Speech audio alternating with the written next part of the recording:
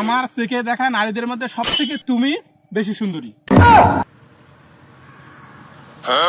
কিরে এত টেনশনে কিসের জন্য আছিস রে?